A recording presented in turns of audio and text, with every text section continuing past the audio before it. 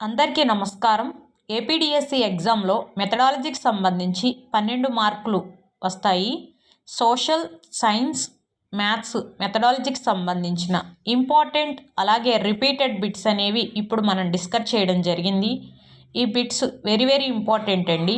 ప్రతి ఒక్కరూ ఈ బిట్స్ చూడండి. మీకు నచ్చితే కనుక లైక్ చేయండి, మీ ఫ్రెండ్స్కి షేర్ చేయండి. Thank you so much. వీడియోలోకి వెళ్ళిపోదాం. ఆర్టీఈ చట్టం 2009లోని క్రింది అధ్యయనం సెక్షన్ ప్రకారం సాంఘిక శాస్త్ర ఉపాధ్యాయుడు బాలల విద్యా హక్కుల గురించి పర్యవేక్షణ చేస్తూ సంరక్షణ గావించాలి.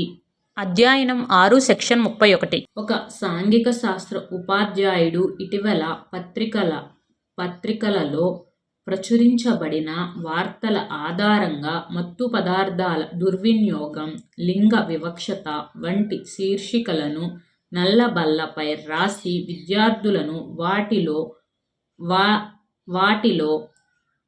వారికి నచ్చిన అంశంపై ప్రతిస్పందించమని పేర్కొన్నాడు. ఈ కృత్యము ఈ విద్యా ప్రమాణాన్ని సాధించుటకు ఉద్దేశించబడింది. ఆప్షన్ 4 సమకాలీన అంశాలపై ప్రతిస్పందించుట. క్రింది వానిలో మూల్యాంకనం యొక్క ప్రయోజనం కానిది. విద్యార్థులలో ఆశించిన ప్రవర్తన మార్పులను మాపనం చేయుటకు తోడ్పడుతుంది. మూల్యాంకనం యొక్క ప్రయోజనాలు. మూల్యాంకనం ఉపాధ్యాయ సంసిద్ధతను, బాధ్యతలను సూచిస్తుంది. విద్యా ప్రణాళికను సరైన మార్గంలో అనుసరించటానికి తోడ్పడుతుంది. పాఠశాల, సమాజం, తల్లిదండ్రుల మధ్య వారధిగా ఉండి సహకారాన్ని కొనసాగించటానికి తోడ్పడుతుంది. సామ్రాజ్యం యొక్క ఆవిర్భావం, విస్తరణ, అభివృద్ధి వంటి వాటిని బోధించుటకు ఈ చార్టులు చాలా ఉపయుక్తంగా ఉంటాయి. వంశవాళి చార్ట్. క్రింది వాటిలో భావన పటాలతో సంబంధం లేనిది. భావన పటాలు వల్లెవేయటం, యాంత్రిక అభ్యాసనాన్ని ప్రోత్సహిస్తాయి అనేది మనకి భావనా పటాలతో సంబంధం లేనివి.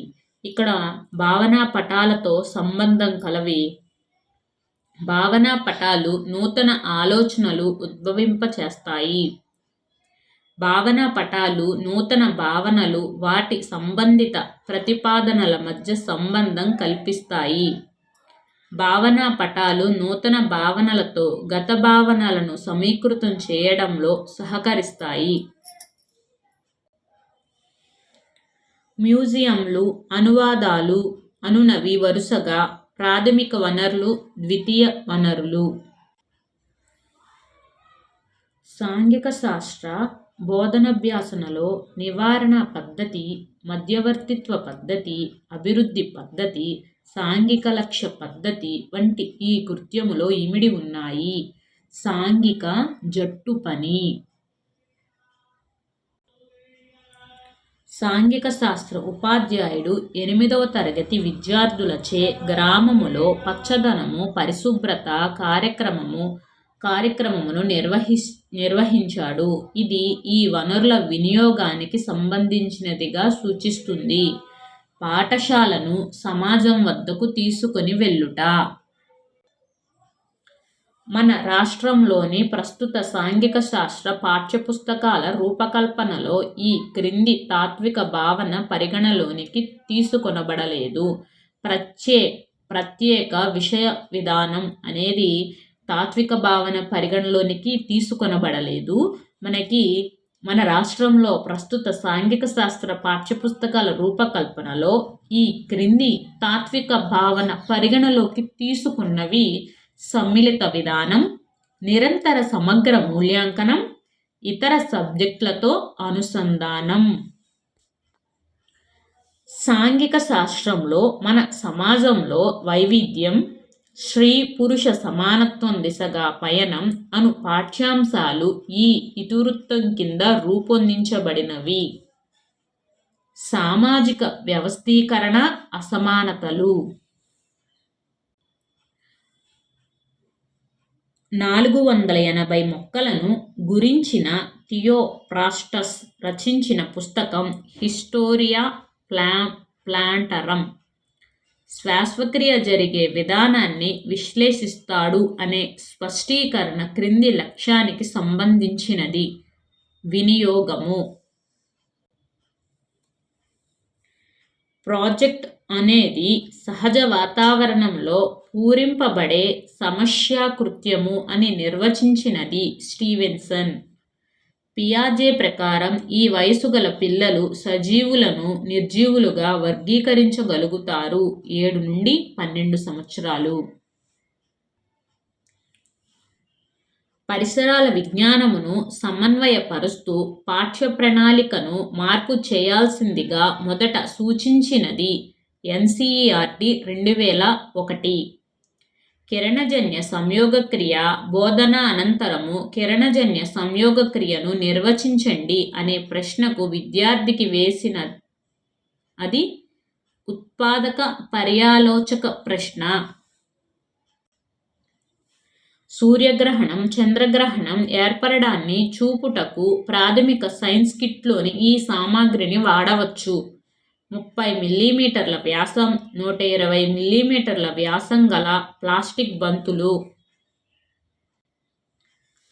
క్రింది వాని నుండి విషయ విశ్లేషణ ప్రయోజనానికి సంబంధించని దానిని గుర్తించండి. సంబంధం లేనిదంట విషయ విశ్లేషణ ప్రయోజనానికి. ఒక సైన్స్ పుస్తకమునందు పాఠ్యాంశాలను వ్యవస్థీకరించుటలో సహాయపడటం అనేది. నెక్స్ట్, విషయ విశ్లేషణ ప్రయోజనానికి సంబంధించినవి ముఖ్య భావనలను గుర్తించటం, కృత్యాలను పొందుపరచటంలో సహాయపడటం, బోధనలో స్పష్టత తేవటం కోసం. విజ్ఞాన శాస్త్ర వివిధ రంగాలలోనూ మరియు బోధనకు సంబంధించిన నూతన ఉపగమాలలోనూ ఉపాధ్యాయులకు ప్రతి సంవత్సరం పునశ్చరణ నిర్వహించే వేసవి శిక్షణా సంస్థలను ఇలా పిలుస్తారు: యూనిటరీ ఇన్స్టిట్యూట్. ప్రతినిధిత్వ అనుభవాన్నిచ్చే వాటికి ఉదాహరణ ఎక్స్-రే నాళమును ప్రయోగశాలలో వాడటం. ఒక త్రిభుజంలో 2 కోణాలు 50 డిగ్రీలు మరియు 70 డిగ్రీలు అయిన మూడవ కోణము ఎంత? ఈ సమస్యను సాధించుటకు మనము ఉపయోగించున్నది నిగమన హేతువాదము. వీరి వర్గీకరణ ప్రకారము నైపుణ్యం అనునది ఒక విద్యా విలువ. బ్రెస్లిచ్.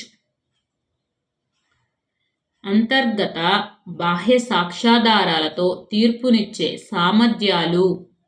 మూల్యాంకనము.